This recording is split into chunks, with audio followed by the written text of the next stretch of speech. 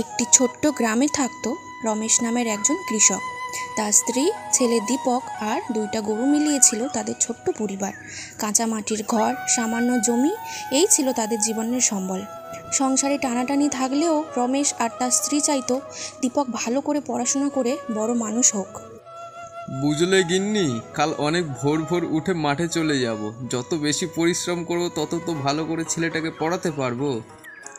যতই গরম পড়ুক বা বৃষ্টি হোক না কেন, আমার কাজ বন্ধ হবে না।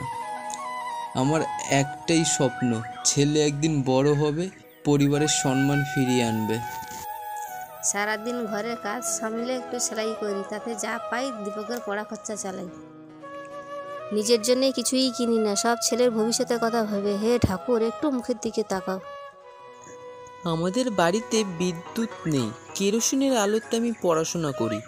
আমার মা বাবা আমার জন্য অনেক কষ্ট করে, তা দেখে আমি অনেক উৎসাহ পাই। আমার লক্ষ্য, একদিন আমি ভালো চাকরি করে সব কিছু পরিবর্তন করে দেবো। এই যে শোনো বাবু, একটা কথা বলি, আমাদের ঘরে না এইসব বিদ্যে টিদ্যে দিয়ে কিছুই হবে না। এত কষ্ট করে তোমরা কি করবে শুনি? মা আমি ক্লাসে প্রথম হয়েছি। সত্যি তোমরা ঠিক বলেছিলে গো, তোমরা ধন্য। এই ছেলে একদিন আমাদের গ্রামের মুখ ঠিক উজ্জ্বল করবে। দীপক চাকরি পেয়ে গ্রামে স্কুল আর হাসপাতাল বানায়। পুরো পরিবার আর গ্রাম গর্বিত। তাহলে বন্ধুরা, আমরা এখান থেকে একটা জিনিস শিখতে পেলাম, একতা, ত্যাগ আর স্বপ্ন, এই 3-এ গড়ে ওঠে জয়। একটি ছোট্ট পিঁপড়ে ছিল, নাম ছিল মুমু। সে প্রতিদিন দূর থেকে পাহাড়টার চূড়ার দিকে তাকিয়ে থাকতো। তার ইচ্ছে ছিল একদিন সে ওই পাহাড়টার চূড়ায় উঠবে। বন্ধুরা হাসতো, বলতো, তুই এত ছোট পাহাড়ে উঠবি? কিন্তু মুমু হাল ছাড়েনি। একদিন সাহস করে সে পাহাড়ে উঠতে শুরু করলো। একটু উঠেই পড়ে গেল, গা চলে গেল, রক্ত বের হলো, কিন্তু সে থামলো না। সে আবার চেষ্টা করলো।